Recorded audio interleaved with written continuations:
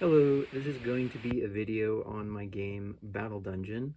It's inspired by games such as 20 Strong or One Deck Dungeon, where you're crawling through dungeons, fighting monsters, and gaining rewards attached to those monsters to help you get through the dungeon. There's also a dice system, more like 20 Strong, where you're trying to conserve dice, choosing how much you want to roll each round, that kind of thing. So this is going to be a playthrough and kind of a how to play. So that way, if you haven't read the rulebook, you can still learn how to play just by watching this, hopefully. And if you have read the rulebook, you can still get something out of this, just kind of seeing how the game goes in action and maybe how some specific cases work. One second while I set this up for my table. Okay, so you're going to, of course, need the print and play. I should have mentioned at the beginning. This is a solo print and play game. You're going to, of course, need the print and play files, which comes with all of these cards. There's 4 Dungeoneer cards, 16 3 Skull monster cards, and 34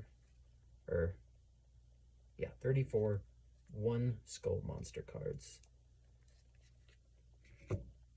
On your own, you're going to need to come up with 36 6-sided dice.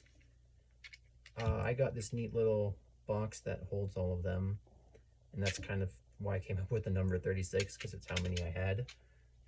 So I don't know if they still sell these anywhere, but any 36 6-sided dice should do. You're also going to want 3 other dice, ideally d20s, and it's going to be to keep track of the danger level, player health, and incoming monster damage. If you have any extra dice, that can be useful too. You don't need any extra dice, but they could be useful for keeping track of things like skull reduction, burn, player outgoing damage. But again, you probably can be fine without any other dice. I find 1 is usually all I need. Just make sure you know it's different than your 36 dice, because you don't want to mix them up. So to start a game, the first thing you're going to do is pick your Dungeoneer.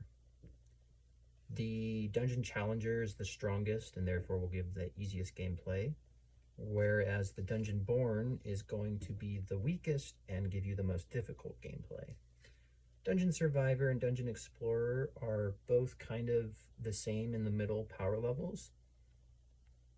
So for this, let's see, I'm thinking I'll do one of those two. The rulebook goes with Dungeon Explorer, so maybe I'll do Dungeon Survivor just to kind of show something different. All right, let's do that. We'll do the Dungeon Survivor. And you can set your cards up however you want. I'm just going to follow the rulebook example. I like to put my Dungeoneer down here in the bottom right, and then with your 36 dice, your Dungeoneer will tell you how many dice you start with.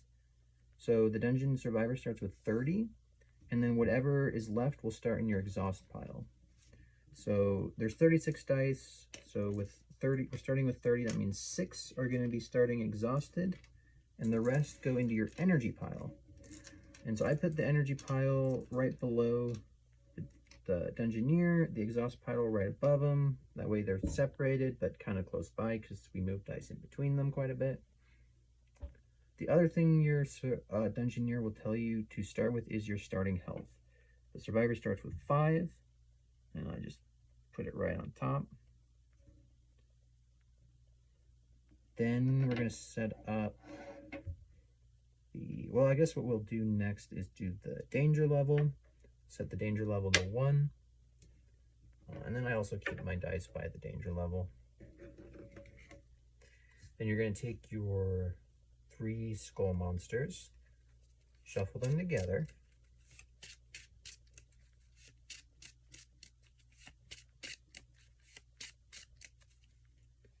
and I'll put them up here. This leaves room for a burn pile up top, defeated monsters in between my exhaust pile and other dice. And then I'll be putting up the monster decks up top here. You flip the top card, and then you go to your 1 skull monsters, shuffle those. See if I can do a bridge shuffle. The sleeves might be kind of hard, but no, it's not too bad.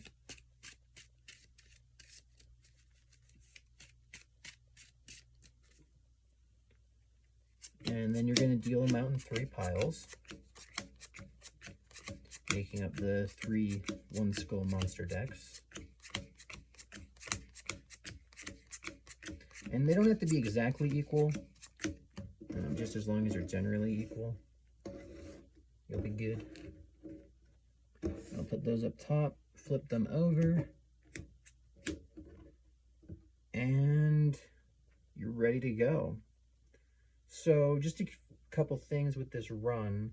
I'm going to be playing poorly on purpose at the start just to kind of show how that works. And so most likely I'm going to die during this run. So by the way you die or lose is if your health goes down to 0 or less. Then the run's over, you didn't escape the dungeon, oh no. But so when we die during this run, I'm going to like revive just so I can keep showing mechanics and eventually get to showing you how you win as well. So just so you kind of have some expectations for this run. So the way each battle works is at the start you pick the monsters you're going to fight.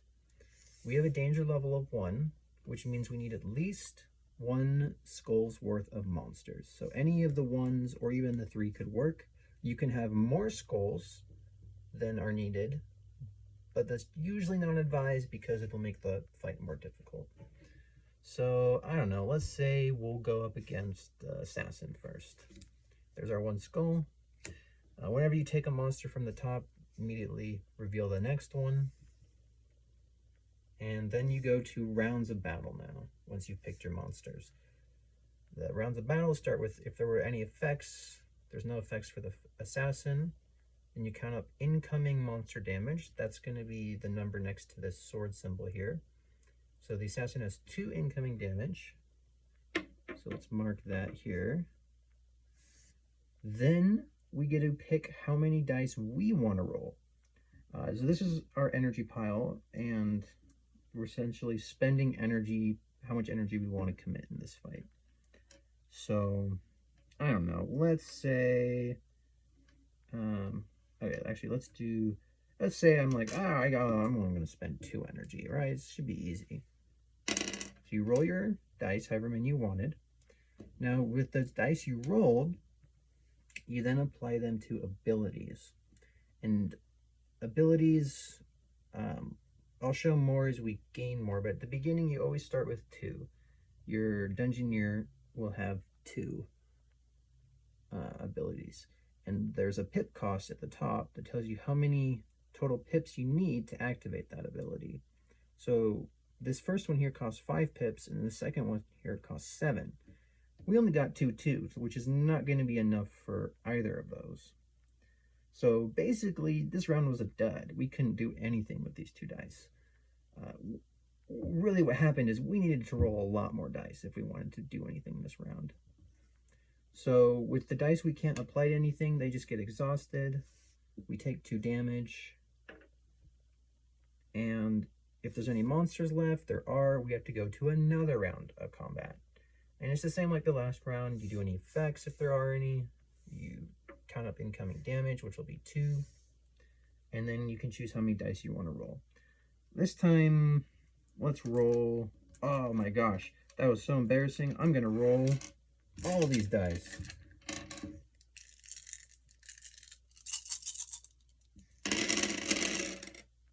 Okay, that's a lot of pips that we can use. Now we can actually show you how to do abilities. So with 2 incoming damage, I'm probably going to want to try to block that. And the way you do that is with the shield symbol. So this needs 7.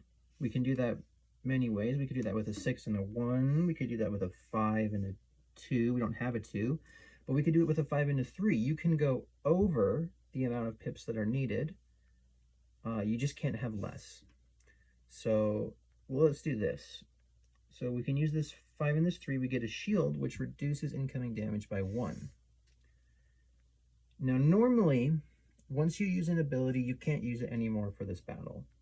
You keep the dice on it to show you it's been used, and you can't put any more dice on it. However, the one exception is this reusable symbol. And your Dungeoneer will always have both of their abilities with the reusable symbol. What this means is once you've used it, you can just directly put the dice into the exhaust pile and you can use it again. So now we'll do another 7 here, get another block, reduce that, and we just move in here and we can use the ability again. So now let's talk about trying to take this monster down. This monster has 1 health next to their heart symbol here. So we need to do 1 damage, and we do damage with this sword symbol. So this costs 5, so I can do that with a 5, 4 and a 1, a 6. You get the idea. We'll just use a 5. This is also reusable, so we can take it off immediately. We deal the 1 damage. Once you've defeated a monster, you set it aside. I just put it here. And it stays over here until the battle is done. So in between rounds, you don't gain it. You don't get the reward. So yeah, by the way, you flip it to get the reward side. The long side here is the monster. The other side is the reward you get for defeating them. And all these other dice, oh my gosh, what are we going to do with them? Well, there's nothing we can do. They just all get exhausted. So obviously that time we rolled way too many dice, and it was a big waste of energy essentially. So you can kind of see a big part of this game is estimating how many dice you're going to roll through each round. You don't want to roll too many because then you have to go to more rounds of combat, which means more damage, more negative effects. But you don't want to roll too many dice because then they're just wasted. And yeah, that's kind of how that flow goes. Now, once battle's over, there's a bunch of things that happen. There's not much because right now we don't have much, but you gain your rewards. So we get this. If there was any dice left on abilities, we would then exhaust them. Then every Dungeoneer is going to have like what they recover at the end of each battle. The Dungeoneer gets 4 energy. So to do that, we take 4 dice from our exhausted pile and move them right into our energy pile. The Dungeoneer also gets a free health. This is the only Dungeoneer that does that. Most Dungeoneers are just going to recover you dice, but the Survivor's a bit different. He knows what herbs and how to get food in here and recover some health in between rounds. Then the last thing that happens is you increase the danger level by 1. Once you've done that, you can move on to a new battle. So again, we're going to pick the monsters we're going to fight. This time we need 2 skulls worth. So why don't we pick the chest and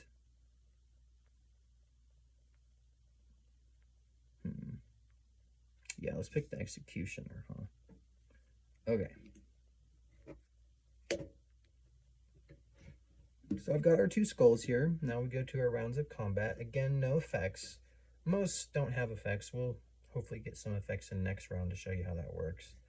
We count the incoming damage. This has 1, this has 3, so that's 4 total incoming damage. We're going to choose how many dice we're going to roll. Maybe we've learned a little bit from before. We're like, let's do something in between rolling a ton and rolling too many. Maybe this will be about right.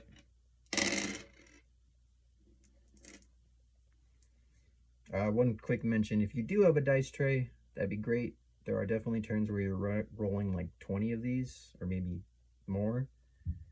But if you have enough of a big enough area, you can get away without a dice tray. I don't have one.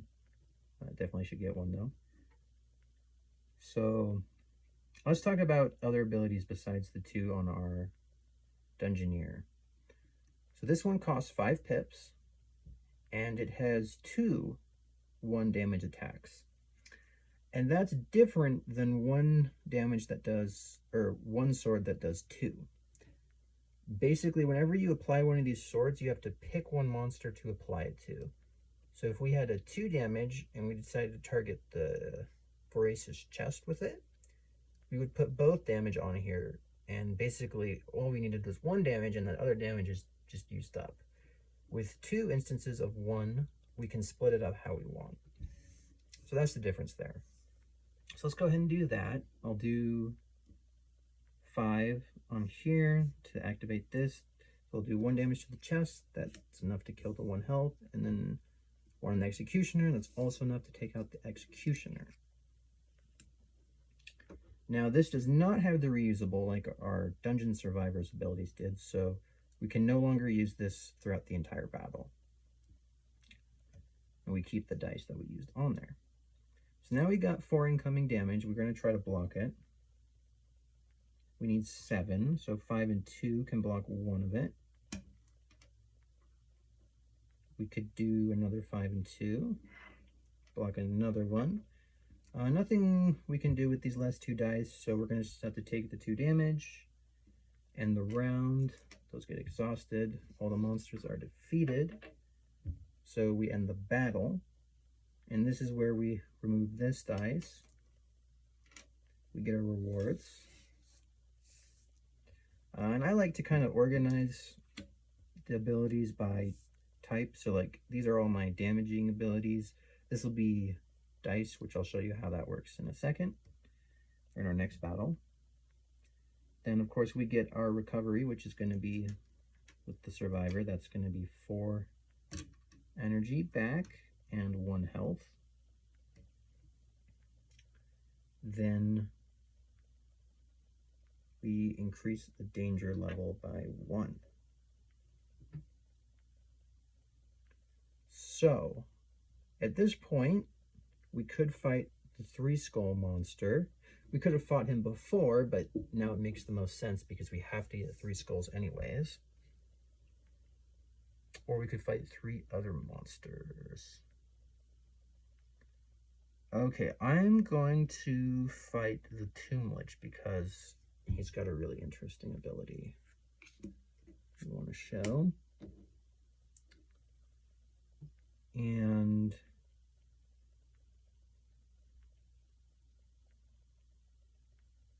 I think I am going to have to just take a quick pause.